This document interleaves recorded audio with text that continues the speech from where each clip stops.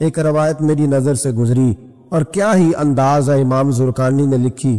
ایک صحابی ہیں حضرت ابو قرصافہ رضی اللہ تعالیٰ عنہ.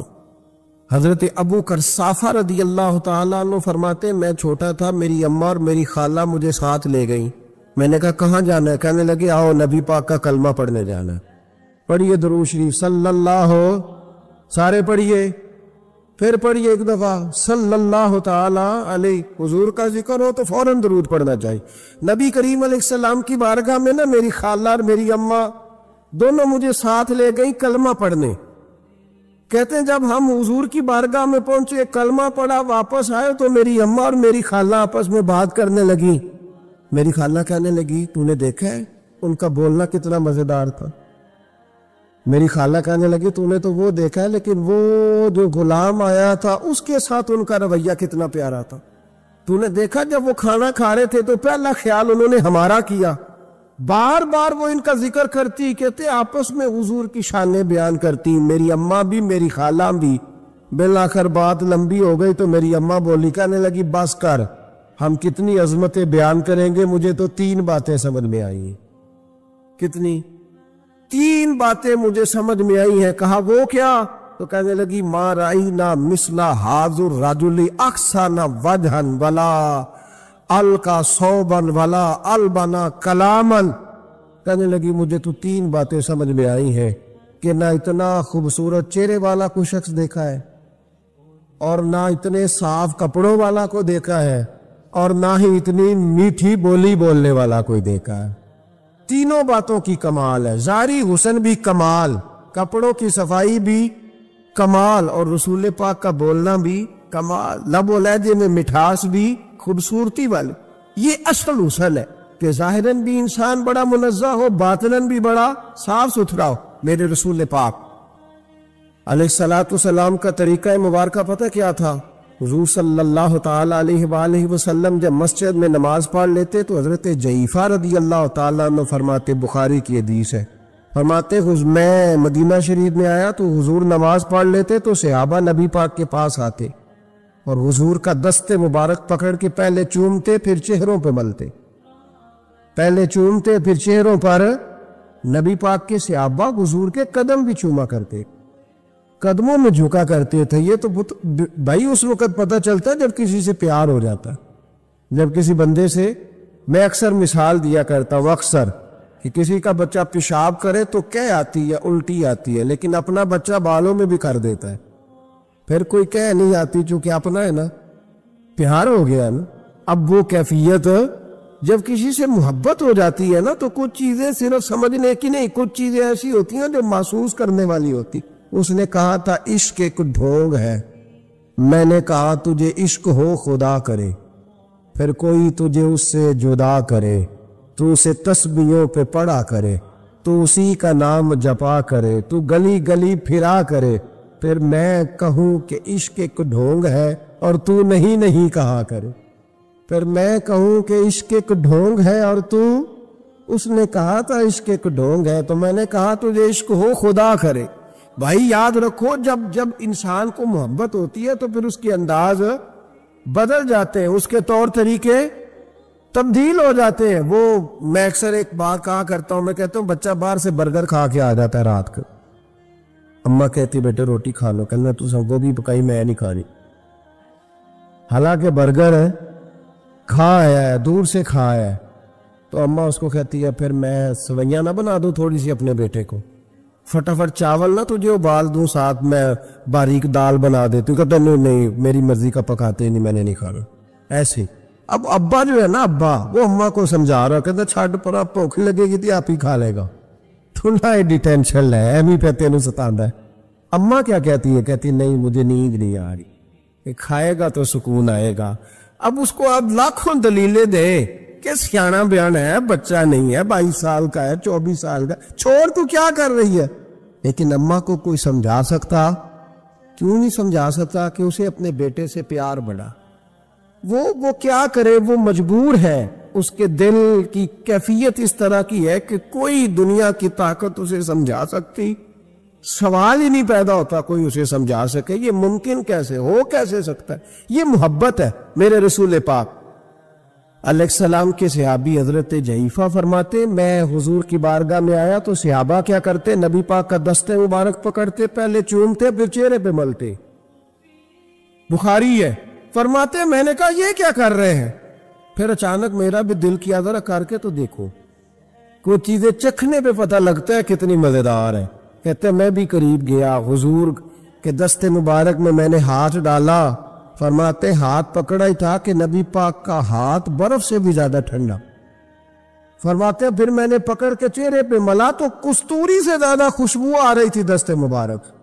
فرماتے اب میرا چھوڑنے کو دل ہی نہیں کر رہا تھا, اب میری طبیعت نہیں مان رہی تھی. میرے نبی کریم علیہ السلام اللہ کی دلیل ہے. ہر پاکیزگی, ہر حسن, ہر کیف اللہ نے اپنے رسول کو عطا فرمایا. دنیا کی جتنی غلاظتیں تھیں جب کوئی حضور کے قریب جاتا تھا تو ساری غلاظتیں دور ہو جاتی. کما ارسلنا فیکم رسولا منکم یتلو علیکم آیاتنا ویزکیکم. اللہ فرماتے ہیں میرے محبوب تم پر میری آیتیں پڑھیں گے اور تمہیں پاک فرما دے, تمہاری ساری ناپاکیاں نبی پاک دور کر دے, ہر غلاظت تم سے دور ہٹ جائے. ایک صحابی ہے حضرت شیبہ بن عثمان رضی اللہ تعالی عنہ, وہ کہتے ہیں میرے والد کو اور میرے چچا کو مسلمانوں نے احد میں قتل کر دیا تھا. میرے دل میں بڑا غصہ تھا, بڑا جلال تھا کہ کبھی مجھے موقع ملے تو میں بدلہ لوں گا. کہتے ہیں فتح مکہ کے بعد نبی پاک علیہ السلام حوازن کی جنگ کے لیے نکلے. مجھے پتا چلا حضور جا رہے ہیں تو میرے اندر شعلے بھڑک رہے تھے انتقام کے. روز میں منصوبہ بندی کرتا, پلاننگ کرتا کہ کسی طریقے سے میں ان تک پہنچوں گا اور بدلہ لوں گا. کہتے ہیں نبی کریم علیہ السلام نہ حوازن کے لیے پہنچ چکے تھے. فرماتے ہیں میں بھی جنگ میں جا کے شریک ہو گیا اور میں نے طریقہ اس طرح کا اختیار کیا کہ کسی طریقے میں حضور تک پہنچ جاؤں. سمجھ آ رہی ہے میری بات کی؟ نبی کریم علیہ السلام تک کسی طریقے پہنچ جاؤں. فرماتے ہیں لڑتے لڑتے, لڑائی کے دو طریقے ہوتے تھے. کبھی تو ایسے ہوتا تھا کہ ایک دو آدمی مل کے آپس میں لڑتے تھے, پھر گمسان کا رن پڑتا تھا, گھمبیر ہو جاتی تھی جنگ, سمجھ نہیں آتی تھی تیر کہاں سے آیا, نیزہ کہاں سے آیا. فرماتے جب گمسان کا رن پڑا نا, مجھے موقع مل گیا, میں حضور کے قریب پہنچ گیا. حضرت شیبہ بن عثمان رضی اللہ تعالیٰ عنہ کہتے ہیں جب میں پہنچ گیا تو میں نے نا دیکھا کہ اب حضور کے قریب لوگ نہیں ہیں. فرماتے میں نے نا فوراً تلوار اٹھائی, تلوار اٹھا کے میں حضور کو معاذ اللہ شہید کرنے ہی لگا تھا کہ ایک نور چمکا حضور کے سامنے. پڑھیے درود صلی اللہ علیہ وسلم. کہتے ہیں ایک نور چمکا, اتنی تیزی تھی اس نور میں کہ میری آنکھیں بند ہو گئی, میرے ہاتھ سے تلوار گر گئی, آنکھیں چندھا گئی میری. فرماتے ہیں تلوار میرے ہاتھ سے چھوٹ گئی. اب جب وہ روشنی مدم ہوئی نا تو میں نے دیکھا نبی پاک سامنے کھڑے مسکرا رہے ہیں. میں نے کر دی, آپ نے سن لی, ذرا دیکھو تو صحیح, جو تلوار لہرائے اسے دیکھ کے بھی کبھی کو مسکرایا ہے, جس نے تلوار ہی لہرا دی, جو شہید کرنے ہی لگا تھا, پہنچ گیا تھا. لیکن یہ اخلاق میرے رسول پاک کا ہے صلی اللہ اعلیٰ حضرت فاضل بریلوی کے ایک شعر میں نے پڑھا. کئی کچھ چیزیں ایسی ہوتی ہیں جو بس نا وہ آتی تو سامنے ہے لیکن وہ اتنا لطف دے جاتی ہے کہ ٹھنڈا ہو جاتا ہے مزاج. رات کو میں شعر پڑھ رہا تھا اعلیٰ حضرت کا فاضل بریلوی رحمت, اور میں نے شعر پڑھا تو مجھے اچھا لگا سنانا. ایک دوست کو میں نے فون کیا, میں نے کہا یار ذرا شعر تو سن لے, یہ پہلی دفعہ نظر سے گزرا ہے بھی سیدھا سادہ لیکن روح تک اتر گیا. اعلیٰ حضرت فرمانے لگے نبی پاک کے بارے میں, فرمانے لگے سیدھی سیدھی روش پر کروڑوں درود, سیدھی سیدھی روش پر, بالکل سیدھی ہے حضور کی باتیں, کسی پیچیدگی کی ضرورت نہیں. کہنے لگے سیدھی سیدھی روش پر کروڑوں درود, سادی سادی طبیعت پہ لاکھوں سلام, سادی سادی طبیعت پہ سیدھی سیدھی روش پر کروڑوں درود اور سادی سادی طبیعت پہ لاکھوں سلام. میرے نبی کریم صلی اللہ علیہ وسلم مجھے دیکھ کے مسکرائے اور فرمایا جب حضور مسکرائے نا تو میں نبی کریم علیہ السلام کو دیکھ کے حیران ہوا کہ میں نے تلوار تانی تھی اور حضور نے مسکرانا شروع کیا۔ فرماتے اب حضور نے مجھے بلایا، آواز کے ساتھ نہیں بلایا، حضور نے اشارہ کیا یوں کر کے، فرمایا ادھر آؤ نا۔ فرماتے مجھے اب یہ بھی سمجھ نہیں آئی کہ کس نے مجھے اٹھا کے حضور کے قریب کر دیا۔ فرماتے میں نبی کریم کے قریب گیا تو حضور نے میرے دل پر 3 تھپکیاں دی۔ ایک تھپڑ ہوتا ہے، ایک تھپکی ہوتی، پتہ ہے نا فرق کا؟ ایک تھپڑ کو مارے تو جلال آتا ہے اور تھپکی دے تو پیار آتا ہے۔ کہتے حضور نے 3 تھپکیاں دی اور دی بھی میرے دل پر، 1 پھر 2 پھر 3۔ کہتے پہلی تھپکی دی تو میرے اندر سے کفر نکل گئی، دوسری تھپکی دی تو میرے اندر ایمان داخل ہو گیا، اور تیسری تھپکی جب نبی پاک علیہ السلام نے دی تو مجھے ہر چیز سے بڑھ کر رسول اللہ سے پیار ہو گیا، محبت ہو گئی نبی کریم سے۔ آپ فرماتے اب حضور نے نا فوراً میرے ہاتھ میں تلوار تھمائی، فرمایا پہلے تو ہمارے خلاف لڑ رہا تھا، تلوار پکڑ، اب ہماری طرف سے لڑ، تلوار پکڑ اور لڑ۔ آپ فرماتے میں اتنا لڑا کہ جو حضور کا دشمن سامنے آتا میں گلا کاٹ دیتا، جو آتا میں اس کے ٹکڑے کر دیتا۔ فرماتے پہلے میں باپ کا بدلہ لینے آیا تھا اور اب میرا یہ حال ہے کہ اگر میرا باپ بھی سامنے آئے گا تو میں اس کا بھی گلا کاٹ دوں گا، لیکن حضور کے قریب کسی کو جانے نہیں دوں گا۔ حضرت شیبہ بن عثمان کہتے ہیں جنگ ختم ہو گئی، حضور خیمے میں گئے، میں بھی گیا، اب نبی پاک لوگوں سے باتیں کر رہے ہیں، حضور لوگوں سے باتیں کر رہے ہیں، میں ایک کونے میں بیٹھا سوچ رہا ہوں کہ میں تو بدلہ لینے آیا تھا، یہ میرے ساتھ ہوا کیا؟ حضور لوگوں سے باتیں کرتے جا رہے ہیں، میں سوچتا جا رہا ہوں کہ میں تو انتقام لینے آیا، یہ کیا معاملہ ہوا؟ کہتے محبوب نے اچانک میری طرف نظر اٹھائی اور فرمانے لگے شیبہ ایک ارادہ تو نے کیا تھا جو غلط تھا، اور ایک ارادہ میرے رب نے کیا ہے اور تیرے اوپر فضل فرما دیا ہے۔ فرماتے حضور نے اب مجھ سے فرمایا کوئی خواہش ہو تو بتاؤ، مانگ لو کچھ مانگنا ہے تو۔ میں نے عرض کی یا رسول اللہ میری بخشش کی دعا کر، بڑا میرا خوفناک ماضی ہے، میں اسلام کا بڑا دشمن رہا ہوں، حضور دعا کر دے، یاد ماضی عذاب ہے یا رب، چھین لے مجھ سے حافظہ میرا، یا رسول اللہ بڑے گناہ ہیں میرے، دعا کر دے۔ کہتے میں نے دعا کے لیے کہا اور حضور پھر دوسرے لوگوں سے باتیں کرنے لگے، کبھی اس سے کبھی اس سے کبھی اس سے۔ میں سوچنے لگا کہ میری بات کا کوئی جواب ہی نہیں آیا۔ جب تو 3 بار میں نے سوچا تو میرے کریم نے پھر توجہ میری جانب کی اور فرمایا تو نے بخشش کی دعا کا کہا تھا، میں نے سن لیا ہے، رب کریم نے تیری بخشش فرما دی ہے، اللہ نے تجھے بخش دیا ہے، تیری خطائیں رب کریم نے معاف کر دی۔ شاہ عبد الرحیم صاحب محدث دہلوی شاہ ولی اللہ صاحب کے والد ہیں، اور ہمارے بر صغیر پاک و ہند میں جتنے بھی مسالک ہیں یہ سارے شاہ ولی اللہ صاحب کے شاگرد بنتے۔ وہ کہتے ہیں میرے ابا جی نے خواب دیکھا اور خواب میں انہیں رسول اللہ کا دیدار نصیب ہوا۔ تو نبی کریم علیہ السلام کی بارگاہ میں شاہ ولی اللہ صاحب کے ابا جی کہنے لگے حضور ایک بات بڑی اڑ گئی ہے میرے دل میں، بڑی، تو کتابوں سے جواب نہیں ملا، آج رب کریم نے موقع دیا ہے اس سوال کا جواب۔ تو کہ عبد الرحیم پوچھو کہ یا رسول اللہ حضرت یوسف کا حسن دیکھ کے لوگوں نے انگلیاں کاٹ لی اور آپ کو تکنے والے تکتے ہی رہے، کوئی بھی ہوش نہیں ہوا، کسی نے انگلی نہیں کاٹی۔ تو کہتے محبوب نے فرمایا عبد الرحیم رب کریم نے اپنی غیرت کے ساتھ میرے حسن پر 70,000 پردے ڈالے، یہی بہتر ہے کہ پردوں میں وہ پردہ پوش رہے، وہ اگر پردے اٹھا دے تو کسے ہوش رہے۔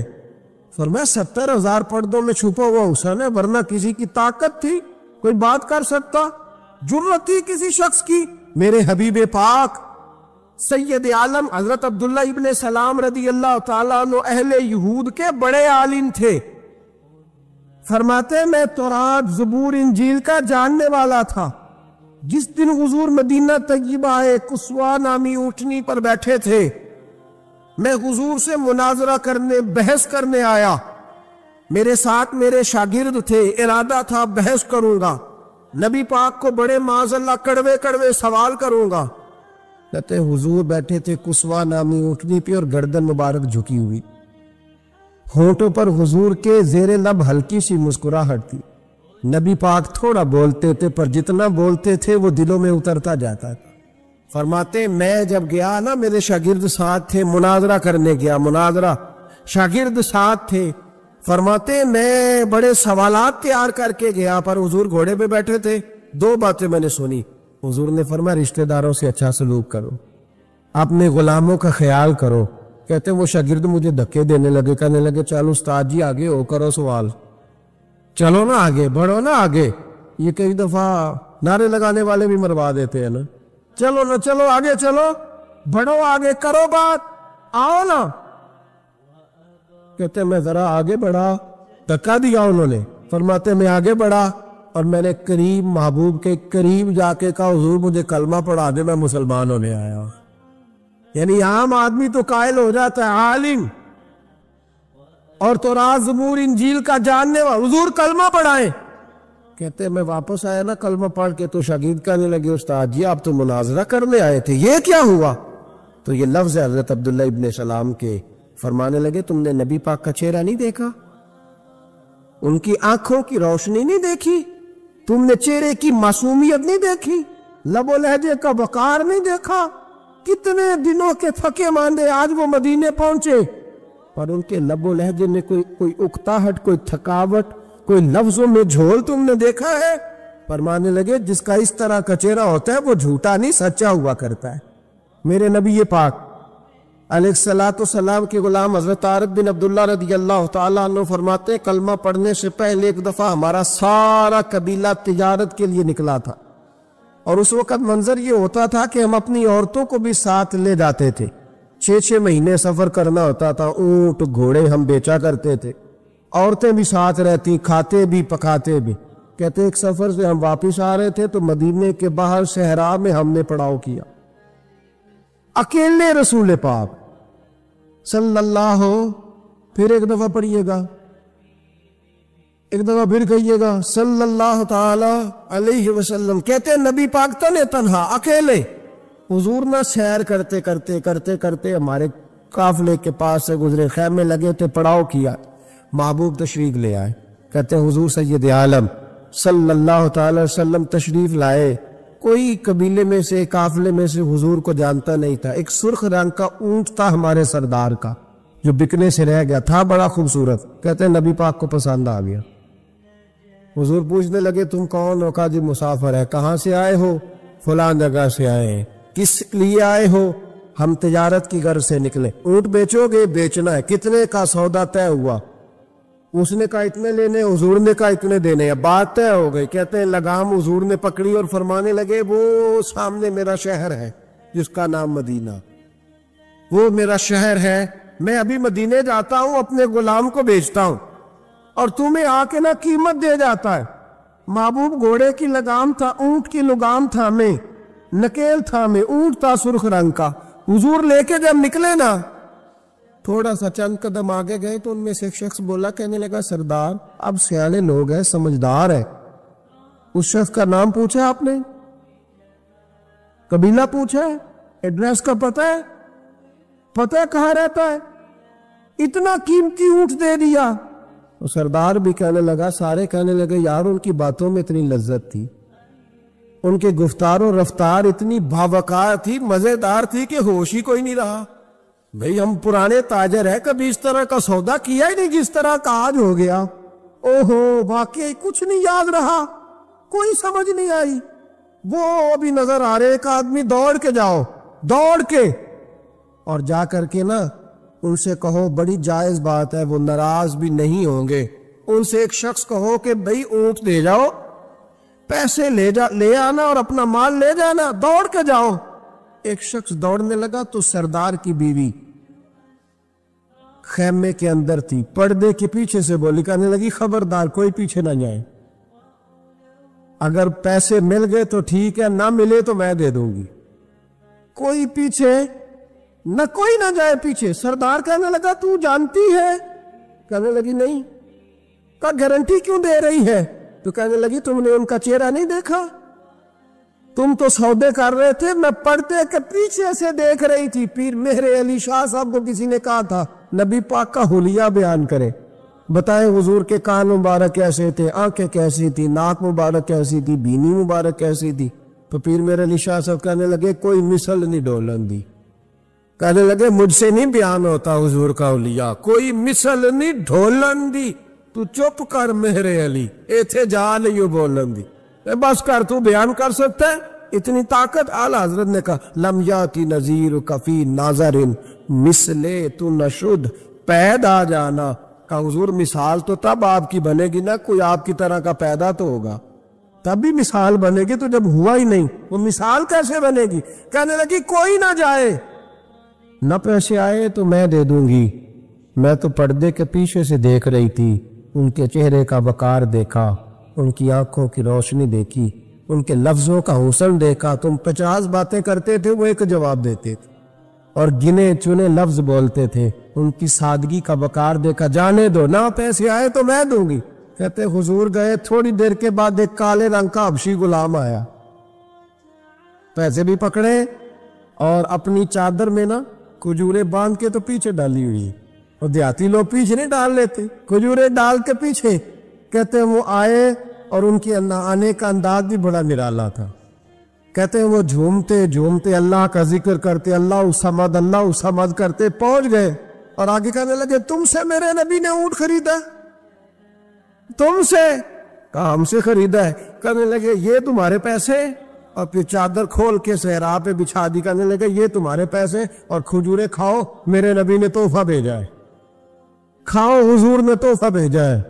تو وہ سردار کی بیوی اونٹ ہٹا کے کہنے لگی، اور کالے رنگ کے حبشی غلام انہیں کھجوریں کھلا، اور مجھے اس عزت والی ماں کا نام بتا جس کے گھر میں ایسا لال پیدا ہوا، انہیں کھجوریں کھلا، اور مجھے اس عظمت والے باپ کا نام بتا جس کے گھر میں ایسا پھول کھلا ہے، وہ قبیلہ تو بتا تو صحیح، وہ کون تھے؟ 2 گھڑیاں رکے ہیں پر خوشبو ہی پھیل گئی ہے، رنگ ہی بدل گیا، تار کوئی مثل نہ ڈھولن دی، تو چپ کر میرے علی، ایتھے جا نہیں بولن دی۔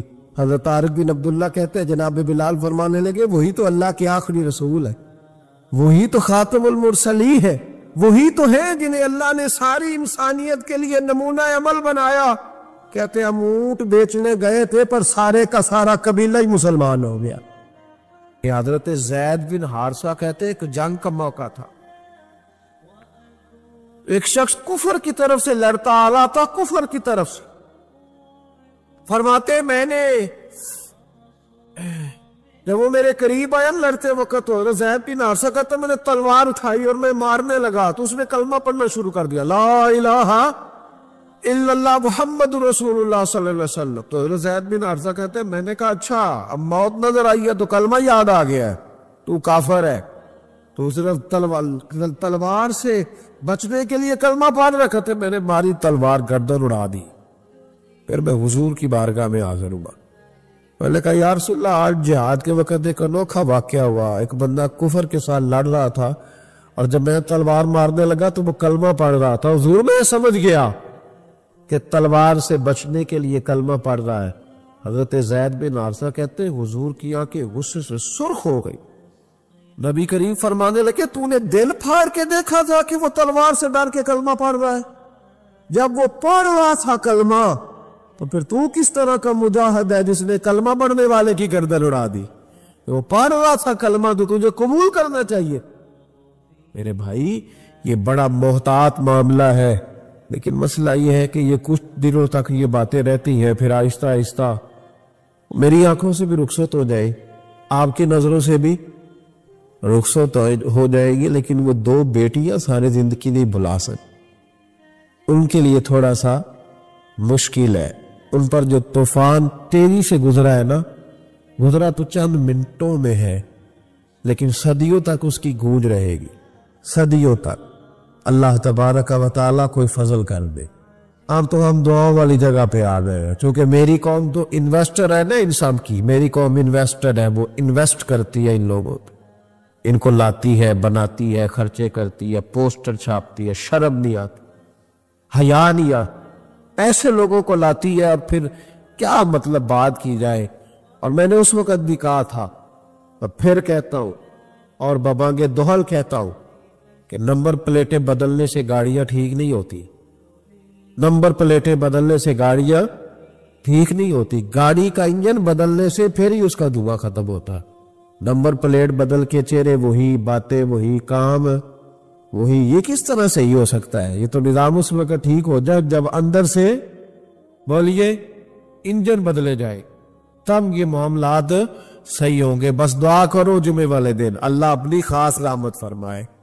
بہرحال عام دام برسر مطلب حضرت ابو بردہ رضی اللہ تعالیٰ عنہ حاضر خدمت ہوئے. عرض کیا یا رسول اللہ صلی اللہ تعالیٰ علیہ وسلم، حضور کوئی کام بتائے مجھے، میں کروں تو میری دنیا بھی بن جائے آخرت بھی بن جائے. کوئی کام بتائے، کوئی حکم. آپ فرماتے میری جیب میں پیسے بھی تھے. حضور کہتے تو میں کنواں بھی کھدوا دیتا. سرکار فرماتے تو میں کسی مسجد کی جگہ میں بھی وسعت بھی کر دیتا. کوئی حکم بتائے تو کہتے حضور نے عجیب حکم بتایا. فرمایا اعزل الاذى عن طریق المسلمین. فرمایا ابو بردہ اگر تو نے نفع والا کام کرنا نا جس سے تیری دنیا بھی بنے اور آخرت بھی بنے، تو فرمایا جب تو رستے میں چل رہا ہو نا تو جو چیزیں کسی کو تکلیف دینے والی ہو وہ رستے سے اٹھاتا جایا کر. وہ چیزیں رستے سے مشکل کام ہے، خاصا مشکل ہے نا جی. رستے سے چیزیں اٹھاتے جایا کر. یہ وہ کام ہے جس سے تیری دنیا بھی بنے گی اور تیری آخرت بھی بنے. تجھے نفع ملے گا. تکلیف دینے والی چیزیں رستے سے اٹھا. حضرت خواجہ نظام الدین محبوب الہی رحمت اللہ علیہ کا ایک مرید آیا، کہنے لگا حضور لوگ بڑا تنگ کرتے، اب میں بھی تنگ ہی کروں گا. ہمارا دعویٰ ہے نا کہ میں اچھے کے ساتھ اچھا ہوں اور برے کے ساتھ. یہ کوئی کمال کی بات ہے. برے کے ساتھ تو سارے برے ہوتے، اچھے کے ساتھ تو سارے ہی. کمال تو یہ ہے کہ میں اچھے کے ساتھ بھی اچھا ہوں اور برے کے ساتھ بھی اچھا ہوں. یہ کمال ہے. یہ کہے کا کمال ہے کہ جس طرح کا وہ اس طرح کا، یہ کوئی کمال نہیں. میرے بھائی حضرت جناب خواجہ صاحب رحمت اللہ علیہ سے حضرت محبوب الہی سے وہ مرید کہنے لگا حضور آپ ہمیشہ درگزر کی باتیں سناتے ہیں، لوگ تنگ کرتے. اب میں نے فیصلہ کر لیا ہے کہ جو میرے رستے میں کانٹے بچھائے گا میں بھی اس کے رستے میں کانٹے بچھاؤں گا. تو آپ فرمانے لگے بیٹا نہیں، کوئی کانٹے بچھائے تو تو کانٹے اٹھا لیا کر. اس نے کہا حضور نہیں میں نے بھی کانٹے بچھانے ہیں. تو آپ فرمانے لگے آدھی سڑک پہ تو نے بچھا دیے، آدھی پہ اس نے بچھا دیے، تو جتنے لوگ گزرے گے سب کے پیر زخمی ہو جائیں گے، پھر تو سارا روڈ کانٹوں سے بھر جائے گا. کوئی اٹھانے والا بھی تو ہونا چاہیے نا، کوئی کانٹے چننے والا بھی ہونا چاہیے. کوئی ایسا شخص موجود ہو جو رستوں کے کانٹے اٹھائے. میرے بھائی راہ کے ہم پر حقوق ہے، رستے کے ہم پر. نبی پاک صلی اللہ علیہ وسلم نے رستے میں بیٹھنے میں منع کیا، لیکن فرمایا اگر بیٹھنا ہے تو تمہیں 5 کام کرنے پڑیں گے. گرمیوں میں جس کا دل کرتا ہے نا کہ کھلی ہوا میں بیٹھوں، بیٹھ لے پر 5 کام کرے. یہ بخاری ہے. جس کا دل کرتا ہے نا سردیوں میں گلی میں بیٹھوں دھوپ لوں، تو پھر وہ کتنے کام کرے گا؟ بولیے یا رسول اللہ صلی اللہ تعالی علیہ وسلم کیا کیا کرے تو رستے میں بیٹھنے کی اجازت ہے؟ تو نبی پاک صلی اللہ علیہ وسلم نے فرمایا رستے کا حق ادا کرو، 5 کام کرو. یا رسول اللہ کون کون سے؟ فرمایا اگر رستے میں بیٹھنا ہے تو نظریں نیچی کر کے بیٹھو، اس کو بھی اس کو بھی، آنے والے کو بھی اور جانے والوں کو بھی دیکھنے کی تمہیں اجازت. رستے میں بیٹھنا ہے تو پھر نظریں نیچی کر کے بیٹھو. رسول کریم علیہ السلام نے فرمایا رستے میں بیٹھنا ہے تو دوسری شرط ہے. یہ شرطیں 5 لگائی نبی پاک نے، یہ بخاری ہے.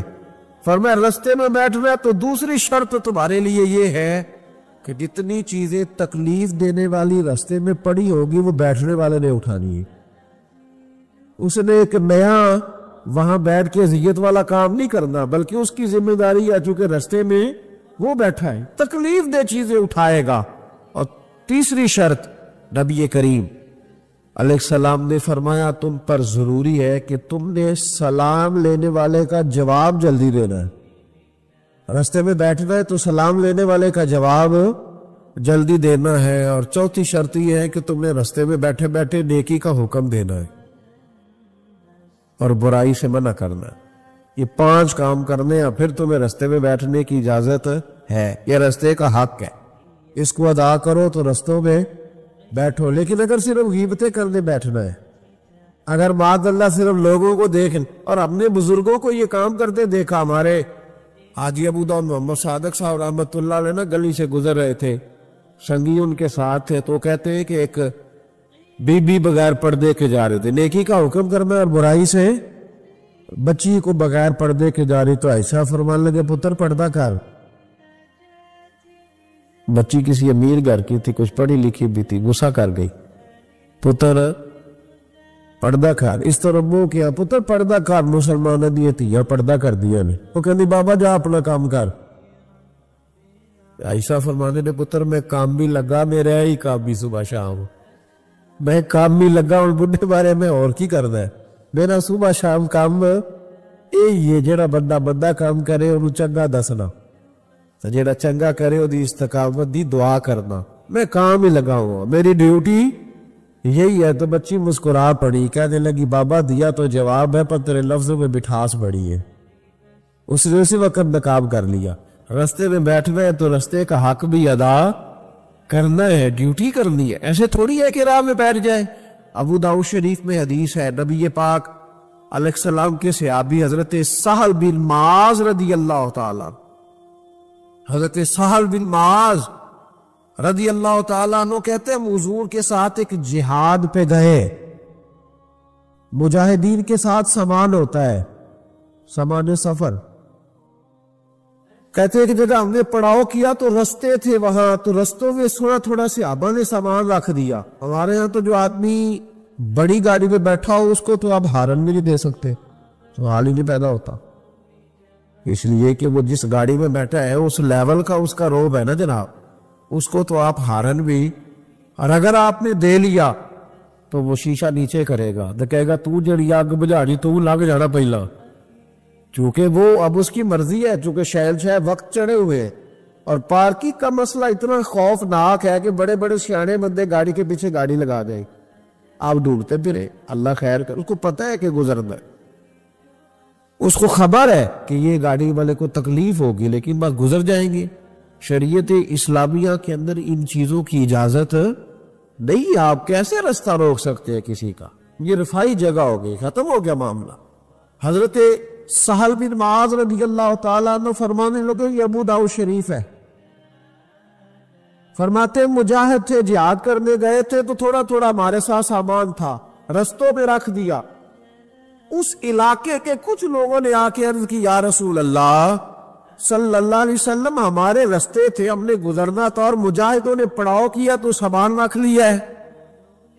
نبی کریم علیہ السلام نے ایک شخص کی ڈیوٹی لگائی، ابو داؤد شریف پڑھ رہا ہو، اس کو یاد رکھنا، حضور نے ڈیوٹی لگائی، فرمایا جاؤ جا کے اعلان کر دو کہ جس شخص نے کسی کا رستہ روکا ہے اس کا کوئی جہاد نہیں، اس مجاہد کا کوئی جہاد، اس کو کوئی ثواب نہیں، جہاد رستہ روک کے کھڑا ہے، لوگوں کو اذیت دے رہا ہے، یہ کون سا جہاد کا، کوئی اس کا تعلق نہیں اس بات سے، اسے کوئی اگر نہیں ملے گا، رستے میں کھڑے ہو کے چلے جانا، شادیوں پہ بیاہوں پہ جہاں مرضی ٹینٹ لگا لینا، اور اللہ تعالیٰ خیر فرمائے رات کے وقت بڑا لمبا ایک رستہ ہم نے طے کیا، اور جب ہم وہ رستہ طے کر کے ایک جگہ پہ پہنچے تو بجری کا ڈھیر تھا، کیا کر سکتے ہیں، کدھر گاڑی جائے گی، اور بعضوں کا آپ ایسی جگہ پہ الجھ جاتے ہیں جہاں سے گاڑی بیک بھی نہیں جا سکتی، لیکن وہ جس نے گرائی ہے وہ مالک ہے گلی کا، وہ کہتا ہے 4.5 فٹ میں نے جگہ چھوڑی ہوئی ہے، کسی کی ضرورت ہے جو مجھے کہہ سکے، بھئی یہ شارع عام ہے، اب تیری ملکیت، خدا کا خوف کر، تھوڑا سا خیال کر، موٹر سائیکل کھڑی کرنے والا اس احتیاط سے موٹر سائیکل نہیں کھڑی کرتا کہ کوئی اگر گزرنا چاہے گا تو اس کے لیے آسانی ہو، ہم سمجھتے ہیں دین تو نماز پڑھنے کا نام ہے، دین تو کالا بکرا ہر جمعرات کو ذبح کرنے کا نام، دین تو اچھی تقریریں کرنے کا 1.5 گھنٹہ جو ہے وہ محفل سجانے کا نام دین ہے، یہ کون معاملہ ہے، جدھر دل کیا جو مرضی کرے، اور آپ کہہ نہیں سکتے، سوال نہیں پیدا ہوتا، اگر آپ کہیں گے تو پھر لوگ کہیں گے کہ جناب اتنی کاہے کی جلدی ہے، آپ کو کیا مسئلہ ہے، آپ نے کہاں جانا ہے، بس 5 منٹ میں آیا ہو، آپ تھوڑی احتیاط کریں۔ میرے رسول کریم علیہ السلام نے بہت بڑی بات ارشاد فرمائی، نبی کریم صلی اللہ علیہ وسلم کے آنے سے قبل جو امتیں تھیں نماز پڑھنے کے لیے مخصوص جگہ تھی، عبادت گاہوں میں لوگ نماز پڑھتے، ہر جگہ نماز پڑھنے کی اجازت نہ تھی۔ جب حضور تشریف لائے، نبی رحمت صلی اللہ علیہ وسلم آئے تو حضور نے فرمایا لو بھی میرے قدموں کی برکت سے رب نے ساری زمین کو مسجد بنا دیا ہے، اب تو جہاں نماز کا وقت آئے مصلی بچھا کے پڑھ لینا، نماز ہو جائے گی۔ صرف مسجد میں نہیں، گھر میں بھی، چوک میں بھی، جہاں بھی موقع ملے۔ لیکن حضور نے فرمایا جہاں سے لوگ گزرتے ہو نا، شارع عام ہو، وہاں تمہیں نماز پڑھنے کی اجازت نہیں، وہاں نماز نہ پڑھنا، سائیڈ پہ ہو کر پڑھنا، ایسی جگہ جہاں لوگوں کو تکلیف نہ ہو۔ ہمارے جتنے پبلک پلیس ہیں، جتنے مقامات ہیں، آپ کسی کو کہہ دینا تھوڑی سی یہ جگہ چھوڑ دو تو کہتا ہے یہ نہیں مجھ سے ہو سکتا، اور دیکھے تو ویسے ہی ساری گلیوں میں پکتی ہے۔ گھر میں چونکہ وہ ظاہر ہے وہ کوئلے ہوتے ہیں، بڑا کچھ ہوتا ہے تو پھیل جاتا ہے۔ آپ کہہ سکتے ہیں کسی کو کہ دیگ اندر پکاؤ، ہے طاقت جی؟ تو جنائی ہوئے سیاڑا تو منجی بھی ایک نال ڈال لینا ہے، پھر دے کام بھی مکالا تو وہ اب اس نے چاول بھی اسی میں بھگونے ہیں، سارے کام بھی، چونکہ گلی ہے، اور 4.5 فٹ ہم نے بھی چھوڑی ہے، تو جے کو 6.5 فٹ چھڑ لے تو پھر تو مشکل ہے لنگر دے تھے، پھر تو کام ہی ختم ہوا۔ بھائی دین یہ کہہ رہا ہے کہ تو یہاں نماز ادا نہ کر، اس لیے کہ لوگوں نے یہاں سے گزرنا ہے، اور تو نے یہی دیگ رکھوا لی اور دیگ دے دی اللہ کے نام پہ، اور سارے مسلمانوں کو لائن میں لگایا ہوا ہے۔ تکلیف ہو رہی ہے کہ گزر نہیں سک رہا، لیکن چونکہ اللہ کے نام پہ دینی ہے، لہذا کسی شخص کی طاقت نہیں کہ وبلا بھی کر سکے، چیزوں کو دیکھے، ان کو غور کرے۔ یہ جس دین کے میں اور آپ ماننے والے ہیں، اس دین میں حسن ہی بڑا ہے، اس میں تو وقار ہی بڑا ہے، اس میں تو پیار ہی بڑا ہے، اس میں تو وہ رعنائی ہے، اس میں تو وہ برکت ہے، اس میں تو وہ قرار ہے کہ انسان کی روح ٹھنڈی ہو جاتی ہے۔ جیسے جیسے الحمدللہ ہم دین پڑھتے جاتے ہیں نا، ہمارا یقین اور مضبوط ہوتا جاتا ہے، ایمان میں اور پختگی آتی ہے، یار اتنا کرم، اتنی عطا، اتنا حسن۔ حضرت ابو سفیان رضی اللہ تعالیٰ عنہ مکے کے سرداروں میں سے اکیلے تھے جو بوڑھے ہو گئے تھے اور مکے میں رہ گئے تھے، بڑے سردار تھے۔ کلمہ بھی انہوں نے فتح مکہ کے بعد پڑھا۔ جناب عمر فاروق کا زمانہ جب آیا تو حضرت عمر گئے مکہ مکرمہ۔ حضرت عمر فاروق رضی اللہ تعالیٰ عنہ جب پہنچے نا دوبارہ اپنے دور میں، تو جا کے مکے والوں سے پوچھا کوئی مسئلہ تو نہیں، تو انہوں نے کہا حضور ایک مسئلہ ہے۔ حضرت ابو سفیان کی حویلی کو جو رستہ جاتا ہے نا، اس رستے میں کچھ جگہوں پہ پانی گزرتا تھا، تو انہوں نے بڑے بڑے پتھر رکھ کے نا تو رستہ بنا لیا۔ تو اب ہمارے لیے یہ مشکل بن گیا کہ ہم گزر نہیں سکتے۔ تو حضرت عمر فاروق فرمانے لگے کہ تمہیں انہیں کہنا چاہیے تھا، کہ حضور ڈر لگتا تھا، کہا نہیں۔ فرمایا چلو تمہیں لگتا ہے، مجھے تو نہیں نہ لگتا۔ حضرت ابو سفیان ویسے بھی بڑے تھے، برادری کے بھی بڑے تھے، عمر میں بھی بڑے تھے، پر حضرت عمر پہنچ گئے، دروازے پہ دستک دی، وہ باہر آئے تو کہا جناب یہ روڑے پتھر آپ نے رکھے ہیں رستہ بنانے کے لیے؟ کہاں؟ تو فرمانے لگے پھر باہر آئیے، ذرا اٹھانے بھی آپ نے ہی ہے، لوگوں کو تکلیف ہو رہی ہے۔ تو وہ میں ہوتا تو میں تو جھگڑا کرتا، میں ہوتا تو میں تو کہتا کہ میرا 4,500 ووٹ ہے، میرا تو جناب 5-6 ہزار آدمی میرے کہنے میں ووٹ کاسٹ کرتا ہے، مجھے ہی کہہ دیا تم نے، مجھے ہی کہہ دیا یہ تم نے، اتنی جرت، میرا قبیلہ، میری برادری، میرا یہ میرا وہ، یہ رستہ، بڑی داستانیں ہیں نا ہمارے پاس۔ وہ جو جس نے اپنی دکان کے آگے پھٹا رکھا ہوا اس کو آپ کہہ نہیں سکتے کہ تو نے غلط کیا ہے، حالانکہ شارع عام پہ وہ بیٹھا ہے، لیکن آپ منع نہیں کر سکتے، کہہ نہیں سکتے۔ جناب سیدنا عمر فاروق نے کہا حضور آئیے، اٹھانا بھی آپ نے۔ جناب ابو سفیان، کیا بات ہے سیاپا کی۔ حضرت ابو سفیان فرمانے لگے حضرت عمر سے کہ ان لوگوں نے تو مجھے بتایا ہی نہیں، اگر یہ مجھے بتاتے تو آپ کو تکلیف نہ کرنا پڑتی۔ آپ نے فرمایا عمر میں اپنی بالکل توہین نہیں سمجھتا، رکھے میں نے تو اٹھاؤں گا بھی میں، بس ان لوگوں سے کہہ دو کہ مجھے اٹھاتے ہوئے دیکھتے بھی جائیں اور مجھے معاف بھی کرتے جائیں، تاکہ میری جو قیامت کی گواہی ہے وہ میرے حق میں درست ہو جائے۔ میں اٹھاؤں گا، میں تیار ہوں، ابھی اٹھاتا ہوں۔ یہاں جھگڑا ہوتا ہے، فساد ہوتا ہے، دنگا ہوتا ہے، سخت اختلاف ہے ہمیں بہت سارے حکومت کے رویوں سے، لیکن اگر کسی جگہ گورنمنٹ آ کے کہتی ہے کہ یہ جگہ سرکاری ہے اسے چھوڑ دیا جائے، میرا خیال ہے یہ بات غلط ہے. ہلکا ہلکا بولے ہو، نہیں جگہ کس کی ہے؟ سرکار کی جگہ کا مطلب ہے کہ جگہ عوام کی ہے، تو جس نے پکا قبضہ کیا ہوا ہے اس کو اگر کہا جائے کہ اس کو کہتا میں 30 سال سے بیٹھا، یہ کیا ترجمہ ہوا بات کا؟ اگر تو تیری ہے، تیرے پاس اس کا کوئی پروف ثبوت ہے تو ٹھیک ہے، پھر آپ بیٹھے، اور اگر نہیں ہے تو پھر تو شریعت اجازت نہیں دیتی قبر بھی کسی کی جگہ میں بنانے کی.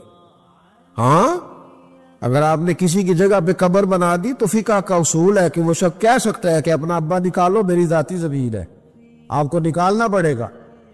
جب قبر بنانے کی اجازت نہیں ہے تو پھٹا لگانے کی اجازت کیسے ہو گئی؟ دکان بنانے کی اجازت کیسے ہو گئی؟ لیکن ہمارے ہاں یہ مافیا ہے، ہم کہہ نہیں سکتے. وہ شخص ایک باقاعدہ پلان کرتے ہیں، وہ کہتے ہیں یہ کیسے ہو گیا، مجھے تو زمانہ بیت گیا. بھائی زمانہ، وہ ایک صاحب سے میں نے ایک دفعہ کہا کہ آپ کا وضو ٹھیک نہیں ہے، ٹکنے پہ پانی، تو کہنے لگے کہ مجھے 40 سال ہو گئے نماز پڑھتے میرا وضو ٹھیک نہیں. تو میں نے ان سے کہا کہ چاچا جی یہ وضو کا تعلق علم سے ہے، تجربے سے نہیں. کہ تجربہ بڑا ہو گیا تو لہذا میرا کام ٹھیک ہو گیا، اس کا تعلق علم سے ہے، تجربے سے اس کا تعلق ہے. تو آپ ساری عمر کرتے رہے پر صحیح کریں گے تو پھر ہی صحیح ہوگا نا، سیکھ کے کریں گے تو ٹھیک ہوگا. ہم تجربے کی بنیاد پر اور وقت کی بنیاد پر کہتے ہیں میں ٹھیک چل رہا ہوں، ایسا کبھی نہ کریں. آؤ نہ دیکھیں کہ وہ توکل کدھر ہے. اقبال کہنے لگے سن اے تہذیب حاضر کے گرفتار، غلامی سے بدتر ہے تیری بے یقینی. یہ جو تو کچی پکی باتیں کرتا ہے تو غلاموں سے بھی بدتر زندگی گزار رہا. پکی بات ہو، مضبوط اعصاب ہو، مضبوط بات ہو، اس میں جھول نہ ہو، اس میں کمی نہ ہو، اس کے اندر کوئی ایسا انداز فکر نہ ہو، انسان مضبوط افکار کے ساتھ آگے چلے تو پھر وہ یقین کامل کی دولت کی طرف بڑھتا ہے، پھر اسے مضبوطی نصیب ہوتی ہے. لیکن ہمارے ہاں یہ ہوتا ہے کہ بہت کمزور لوگوں کی باتیں ہیں، بڑی کچی باتیں ہیں. نبی کریم صلی اللہ تعالی علیہ وسلم فرما رہے ہیں غار ثور میں، آپ کی توجہ ہے میری بات پر، سامنے کھڑے ہیں قریش مکہ، اور حضور کیا کہتے ہیں؟ لا تحزن، غم نہ کر. حضور کوئی سبب بھی تو ظاہری ہونا چاہیے نا کسی چیز کا، لیکن کریم نے کہا لا تحزن، ابو بکر غم نہ کر. کیوں نہ کر؟ ان اللہ معنا، اس لیے نہ کر کہ بے شک اللہ ہمارے ساتھ ہے. جن کے ساتھ رب ہو وہ دنیا داری کے معاملات میں کبھی غمگین، جن کے ساتھ رب ہو. لیکن ہم نا، وہ اکبر اللہ آبادی نے کہا تھا کہ مصیبت میں بھی اب یاد خدا ہم کو نہیں آتی.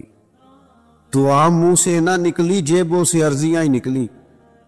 ہم نہ دفتروں کے چکر تو کاٹتے ہیں، مصلی نہیں بچھاتے. ہم سفارشیں تو ڈھونڈتے ہیں، دعائیں نہیں کرتے. ادھر ادھر سے اپنے تعلقات تو لڑاتے ہیں لیکن اللہ کی رحمت کو نہیں مناتے. ایک تو ولی کی شان یہ ہے کہ کامل ایمان، اور دوسری بات وَكَانُوا يَتَّقُونَ، ولی متقی ہوتا ہے، تقوی والا، پرہیزگار. نمازی کو پرہیزگار نہیں کہتے. نماز پڑھنے والا نمازی ہے، حج کرنے والا حج کرنے والا حاجی ہے، قرآن شریف پڑھنے والا قاری ہے، یاد کر لینے والا حافظ ہے. گناہ سے بچنے والے کو پرہیزگار کہتے ہیں. متقی کہتے ہیں جو گناہ سے پرہیز کرے. اور میں آپ کو صحیح بتاتا ہوں، تجربہ کر لینا، دعائی کھانا آسان ہے، پرہیز کرنا. اسی طرح نماز پڑھنا بعض اوقات آسان ہے، لیکن پرہیز کرنا، نمازی بن کے دکھانا مشکل ہے. پرہیزگار، متقی کہتے ہیں پرہیزگار کو.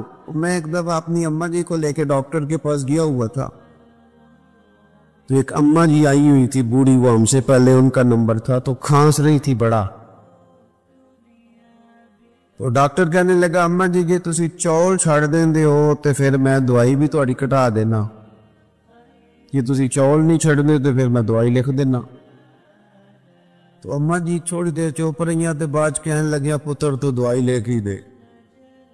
یعنی پرہیز مشکل کام ہے، لوگ دوائی کھا لیں گے اور سالوں کھا لیں گے، لیکن پرہیزگاری، متقی پرہیزگار وہ بندہ ہوتا ہے جو بولنے میں بھی محتاط ہو، کھانے میں بھی محتاط ہو، بے لگام نہ ہو، سوچ کے بولے، حلال کھائے، طیب بات کرے، وہ کسی کے ساتھ گفتگو کرنے میں ڈرے کہ اس کی دل آزاری نہ ہو جائے، وہ محتاط ہو، محتاط۔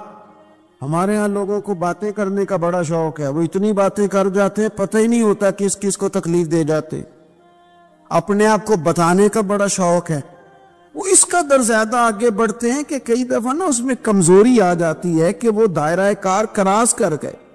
متقی شخص وہ ہوتا ہے جو ذرا محتاط ہو، احتیاط والا ہو، پرہیزگار ہو۔ حضرت سیدنا عمر فاروق رضی اللہ تعالیٰ عنہ نے نا حضرت ابی بن کعب رضی اللہ تعالیٰ عنہ سے ایک دفعہ پوچھا، اگرچہ حضرت عمر بھی بڑے عالم تھے لیکن جناب ابی بن کعب رضی اللہ تعالیٰ عنہ قرآن مجید بڑا سونا پڑھتے تھے، اس لیے ان کی ذمہ داری تھی کہ وہ تراویح کی امامت کریں گے۔ آپ نے پوچھا کہ اے ابی بن کعب، آپ بڑے حدیث کے جاننے والے ہیں اور قرآن مجید پر بڑی آپ مطالعہ کی نظر رکھتے ہیں، ایک بس مسئلہ تو بتائیں۔ یہ مسائل پوچھنے کا نا ہمیں بھی ذوق بنانا چاہیے، جب شوق ہو جاتا ہے، ذوق ہو جاتا ہے، پھر دل بھی لگ جاتا ہے۔ حضرت ابی بن کعب رضی اللہ تعالیٰ عنہ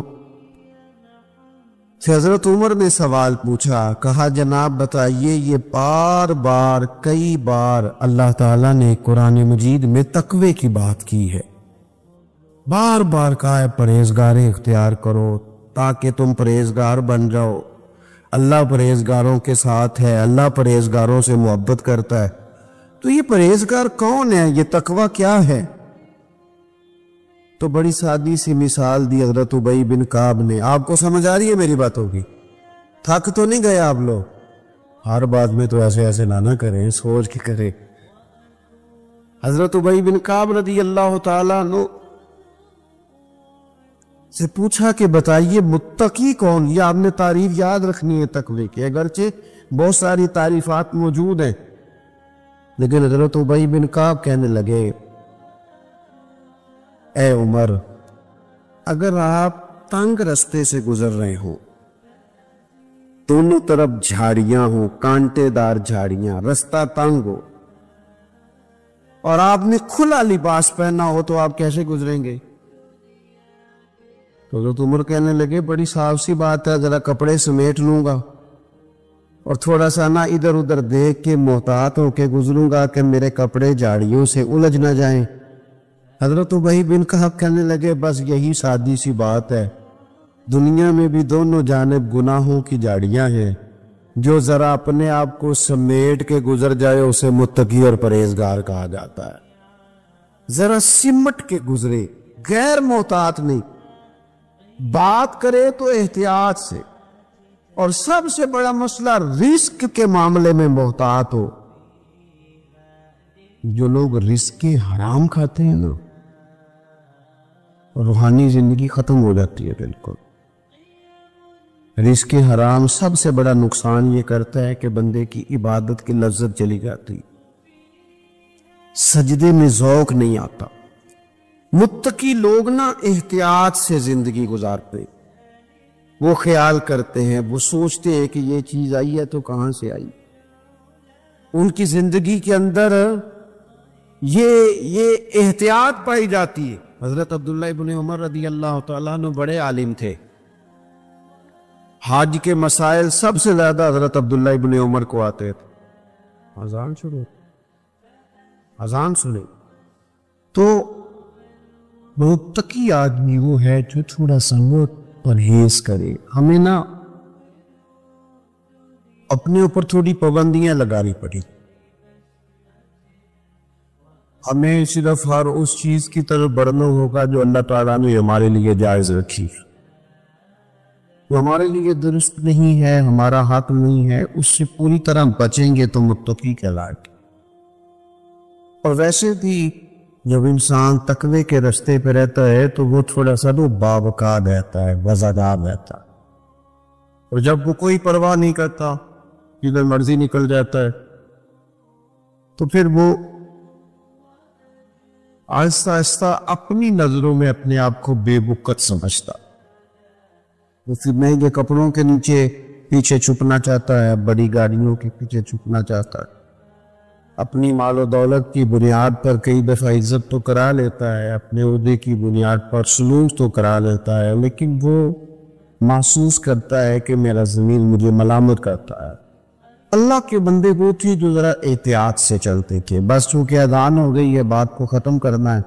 ایک شعر مرحوم اعظم چشتی نے کہا تھا، کمال کر دی، کہنے لگے سمجھا نہیں ہنوز میرا عشق دے ثبات، تو کائنات حسن ہے یا حسن کائنات؟ میں آج تک سمجھ نہیں سکا، سمجھا نہیں ہنوز میرا عشق دے ثبات، تو کائنات حسن ہے یا حسن کائنات۔ بھائیو، وہ سارے طریقے اپناؤ جو رسول پاک نے عطا فرمائے۔